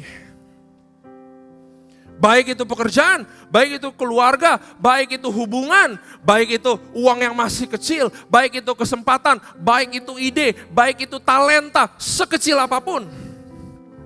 Kalau saya taruh benih ini di sini, saya siram, tumbuh gak? Gak tumbuh saudara. Karena di sini panggung, betul? Benih harus tertanam di dalam tanah. Perhatikan baik-baik. Benih murah mahal? Murah. Mau beli biji apa murah gak? Murah. Tanah mahal gak? Minta ampun, ada orang syok dengar harga tanah sekarang. Betul. Tanah mahal. Selain pandai mengenali potensi benih, kita juga harus pandai mengenali tanah yang baik. Tahukah saudara bahwa tanah tempat anak-anak kita bertumbuh namanya keluarga. Anak kita bisa kita sekolahin ke tanah yang bagus. Di Amerika lah, di Australia lah, terserah lah. Tapi kalau tanah aslinya keluarga gak bagus, saya rasa potensi anak kita juga gak keluar, betul? Kalau kita ngerti ini, pulang ke rumah, mari kita benahi keluarga, amin. Mari kita benahi hubungan suami istri. Mari kita benahi hubungan anak bapak. Supaya rumah kita menjadi tanah yang subur. Buat anak-anak kita bertumbuh. Katakan amin. Saudara kalau yang cari kerja, jangan sembarang cari kerja. Kenali dulu tanahnya, betul sama kayak investasi kan. You harus kenali tanahnya. Banyak orang ditipu karena dia gak kenalin tanahnya. Dia gak kenal siapa orang yang ngajak bisnisnya. Dia gak ngerti tentang marketplace-nya. Dia gak ngerti tentang industrinya. Sebenarnya firman hari ini Tuhan juga sekaligus ngajarin kita. Betul. Kalau you mau kerja, you harus kenali tanahnya. Bagus gak? Subur gak? Karena kamu akan menanam dirimu di sana. Betul. Dan benih yang paling kaya adalah diri kita sendiri, saudara. Katakan amin. Dan ada satu tanah lagi. Tanah ini luar biasa, saudara. Yesus bikin tanah ini sebelum dia pergi ke sorga. Dia bilang, aku bangun gerejaku di atas engkau Petrus. Lalu sebelum dia terangkat pergi, dia bilang, mulai dari sekarang pergilah, muridkanlah semua orang untuk mentaati firman dan melakukan kehendakku. Tanah yang paling berharga itu namanya gereja, saudara. Kamu bisa sekolah, kamu bisa ke tempat yang keren, kamu bisa ke ini, ke situ. Tapi saya mau kasih tahu, kita harus izinkan diri kita tertanam di dalam gereja. Jangan cuman, saudara, jangan cuman duduk di sini. Amin. Gereja kita punya tanah-tanah yang lebih baik lagi, yang lebih dalam lagi. Namanya komsel, namanya program ini, program itu. Saudara, saudara tanamkan dirimu ke sana. Karena gereja adalah tanah yang mahal. Dan disitulah Tuhan menitipkan benih-benih yang namanya jiwa-jiwa.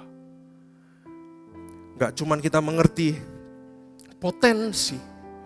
Tapi kita juga sekarang mengerti tentang tanah. Berapa banyak yang diberkati sama firman Tuhan. Kasih tepuk tangan buat Tuhan kita. Para pemusik, mari kita maju, mari kita bangkit berdiri, saudara. Pejamkan matamu.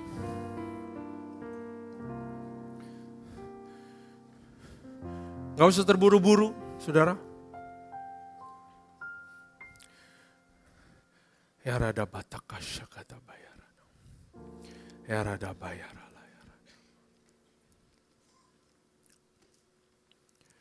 Kira-kira apa yang Tuhan titipkan dalam hidupmu saat ini? Taruh tanganmu di dada supaya kamu berasa tanganmu. Ya rada basya kata. Nyanyi lagu yang ku percaya janji. Apa yang Tuhan titipkan dalam dirimu sekarang? Apakah itu pekerjaan, apakah itu anak-anakmu, apakah itu uang, apakah itu bisnis, kesempatan, ide. Saya mau beritahu kepada saudara, bentuknya belum kelihatan. Masa depannya kamu gak tahu seperti apa. Tapi yang kita tahu, dia bentuknya kecil gak jelas, tapi dia juga adalah janji Tuhan, katakan amin. Kita gak tahu bagaimana Tuhan bekerja, tapi yang kita tahu firman-Nya dia mendatangkan kebaikan buat kita yang mengasihi Allah. Amin saudara. Siapa tahu yang ada di tanganmu, itulah cikal bakal suatu hari kau diangkat Tuhan dan ditempatkan di istana-istana raja. Percaya janji-Mu ajaib, Terukir dalam kehidupanku. Katakan dari dalam hatimu. berserah di dalam kekuatan. Pakai iman ya. Hanya Kau Segalanya bagiku. Katakan dengan iman. Percaya janji-Mu ajaib, terukir dalam kehidupanku. Ku berserah di dalam kekuatan-Mu. Ku percaya. Mari kita nyanyikan lagi dengan iman, dengan sungguh-sungguh. Katakan janji-janji Tuhan dalam kehidupanmu. Katakan kau percaya sama Tuhanmu. Mari kita angkat tangan kita ke hadapan Tuhan.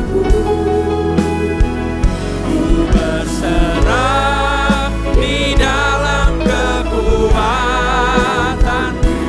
Hanya Kau segalanya bagiku. percaya janji-Mu ajaib, terukir dalam kehidupanku. Ku berserah di dalam kekuatan-Mu. Ku percaya. Come on, sekali lagi kita nyanyikan. Angkat tanganmu di hadapan Tuhan. Percaya janji-Mu ajaib, terukir dalam kehidupanku.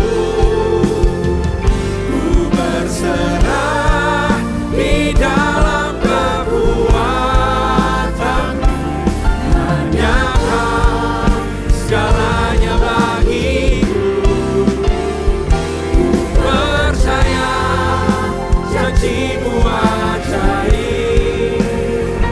terukir dalam kehidupanku. Ku berserah di dalam kekuatan-Mu. Ku percaya. Kasih tepuk tangan dulu buat Tuhan kita. Kita doa sama-sama ya saudara ya. Ini buat kehidupanku juga, buat kehidupan kita semua yang di tempat ini, buat para pengerja, buat para WL, singer, siapapun di tempat ini. Bapak, kami menyadari sekarang Tuhan bahwa kami kaya Tuhan. Di tangan kami Kau telah titipkan begitu banyak hal ya Tuhan, yang satu hari akan berbuah, bertumbuh. Gak cuman buat keenakan kami, tapi itu semua akan memberkati orang-orang di sekitar kami. Ajari kami Tuhan supaya kami gak mandang rendah anak-anak kami gak mandang rendah hubungan-hubungan yang kami punya. Baik itu istri, baik itu suami, baik itu orang tua, baik itu anak, baik itu cucu. Tuhan ajari kami supaya kami gak memandang remeh pekerjaan kami Tuhan, bahwa itu adalah pekerjaan yang Kau titipkan buat kami ya Tuhan. Tuhan biar ajar kami untuk gak pandang rendah duit yang kami punya sekarang Tuhan. Karena kami tahu duit itu kalau ditabur di tanah yang benar, Kamu pasti akan bekerja untuk kebaikan kami semua ya Tuhan. Dan lebih daripada itu kami sadari sekarang bahwa kami adalah benih yang sangat kaya.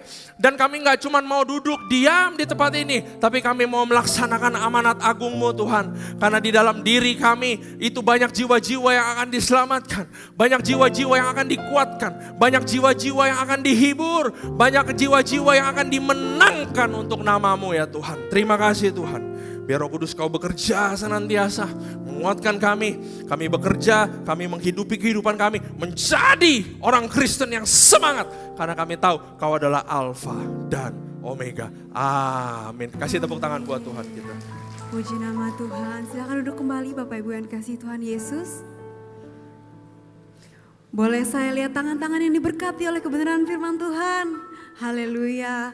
Atas nama Gembala, pengerja dan seluruh jemaat GBI PRJ kami ucapkan terima kasih atas kebenaran firman Tuhan yang diberikan.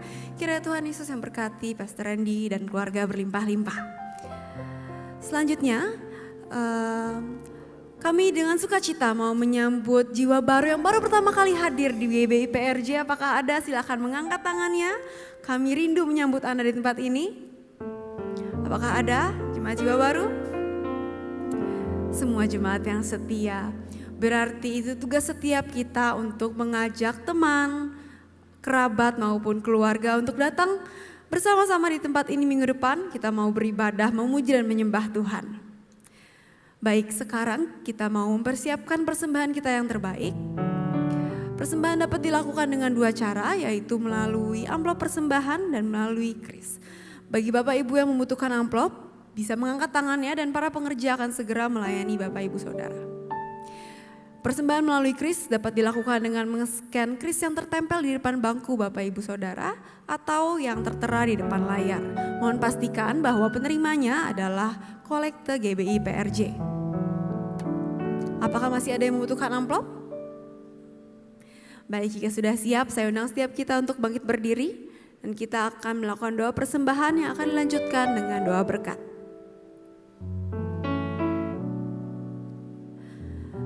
Mari kita tundukkan kepala dan kita satukan hati. Bapa, kami bersyukur buat semua berkat-Mu. Kami membawa persembahan sebagai wujud syukur. Kami percaya kami menerima kesehatan, keluarga, bisnis, pekerjaan, dan kuliah yang terbaik. Ini adalah waktu memberi persembahan di dalam nama Tuhan Yesus Kristus. Amin. Segalanya yang ku miliki, semuanya daripadamu, kan ku bawa persembahanku yang terbaik hanya bagimu. Segalanya yang ku miliki, semuanya daripadamu, kan ku bawa persembahanku yang terbaik hanya bagimu, kan ku bawa persembahanku yang terbaik hanya bagimu. Terima kasih Tuhan Yesus untuk hari ini Tuhan, terima kasih untuk minggu ini Tuhan, dan terima kasih untuk berkat-berkat-Mu Tuhan sepanjang minggu ini Tuhan. Dan juga terima kasih Tuhan Yesus untuk firman-Mu Tuhan. Biar firman ini Tuhan Yesus boleh menjadi kekuatan buat kami angkat tangan kami buat hamba-Nya. Terima kasih Yesus Kau telah kirimkan Pastor Randy ke tempat ini Tuhan. Tuhan pakai lebih-lagi pelayanan Tuhan Yesus. Sehingga melalui pelayanannya Tuhan banyak jiwa-jiwa yang dimenangkan Tuhan. Berkat untuk istri, anak-anaknya dan keluarga besarnya Tuhan. Senantiasa dalam penyertaan-Mu Tuhan Yesus. Tuhan di tangan kami Tuhan ada pokok doa Tuhan dari jemaat-Mu Tuhan. Biar Tuhan Yesus apa yang menjadi kerinduan jemaat-Mu ini Tuhan Yesus. Kau akan jawab doa mereka satu persatu Tuhan Yesus. Terima kasih Tuhan Yesus kalau besok Tuhan kami akan melakukan aktivitas kami kembali Tuhan. Berikan cuaca yang terbaik buat kami Tuhan. Sehingga kami bisa melakukan aktivitas kami. Bekerja Tuhan, usaha kami, bisnis kami. Apapun yang kami lakukan kiranya Tuhan buat berhasil. Berkati anak kami dalam studinya Tuhan. Berikan kepintaran 10 kali lipat dari badak duniawi. Jemaat GBI PRJ yang dikasih Tuhan. Terimalah berkat yang berlimpah-limpah dari Bapa di surga. cinta kasih daripada kita Tuhan Yesus Kristus, dan persekutuan manis Roh Kudus, mulai saat ini sampai Tuhan Yesus datang untuk kedua kalinya, menjemput kita di awan-awan yang permai, bahkan untuk selama-lamanya. Bagi terima berkat, mari katakan Amin. Shalom saudara yang terkasih, kita tertanam dalam gereja yang mengajarkan untuk selalu mempersembahkan yang terbaik bagi Tuhan. Pemberian atau persembahan tersebut bisa berupa ucapan syukur, penyembahan, melayani pekerjaan Tuhan, serta berupa material. Pemberian dalam berupa materi selain persembahan umum, terdapat juga persembahan persepuluhan dan persembahan sulung yang menjadi suatu bukti ketaatan kita kepada kebenaran firman Tuhan lewat gereja tempat kita tertanam. Dalam edisi Voice of Pentecost kali ini, kita akan membahas tentang hal memberi yang terbaik. Matius pasal yang ke-7 ayat 9-11 berbunyi, "Adakah seorang daripadamu yang memberi batu kepada anaknya jika ia meminta roti, atau memberi ular jika ia meminta ikan? Jadi, jika kamu yang jahat tahu memberi pemberian yang baik kepada anak-anakmu, apalagi Bapamu yang di surga, Ia akan memberikan yang baik kepada mereka yang meminta kepadanya." Dalam konteks ini, Tuhan Yesus membuat sebuah komparasi antara pendengar pada waktu itu yang disebut dengan istilah "kamu yang jahat" dengan Bapamu yang di surga. Jika manusia yang jahat saja tahu memberi yang terbaik bagi anak-anaknya, apalagi Bapa di surga. Dalam hal memberi, Bapa Surgawi memiliki sebuah standar, yaitu yang terbaik. Ini terbukti dari Bapa yang telah memberikan anaknya yang tunggal untuk menebus dosa manusia, sebagaimana dicatat dalam Yohanes pasal yang ketiga ayat yang ke-16. Kualitas hubungan kita dengan Tuhan menentukan standar kita dalam memberi bagi pekerjaan Tuhan melalui gereja. Mari kita simak pembahasan persembahan di dalam Alkitab.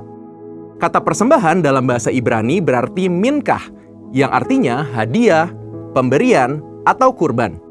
Dalam kitab Kejadian kita melihat contoh para patriark dalam memberikan persembahan kepada Tuhan, seperti Kain dan Habel, Nuh, Abraham, dan Yakub.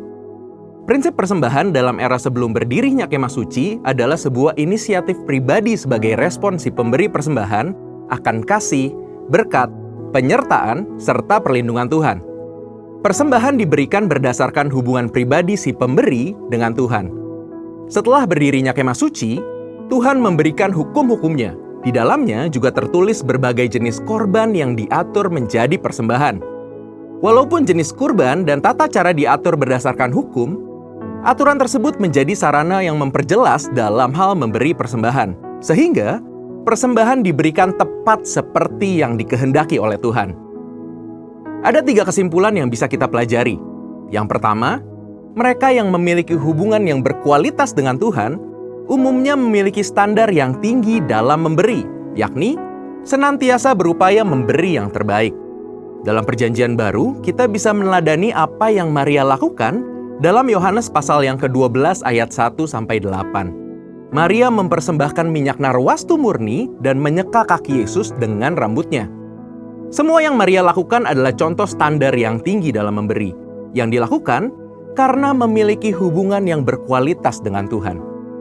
Kedua, mereka yang tidak memiliki hubungan yang berkualitas dengan Tuhan hanya dapat memahami pemberian sebagai sebuah hukum yang tertulis. Ketika yang lainnya sudah dengan tekun dan setia mengembalikan persepuluhan, dirinya masih sibuk menggali tentang apakah persepuluhan ini benar alkitabiah, dan lain sebagainya.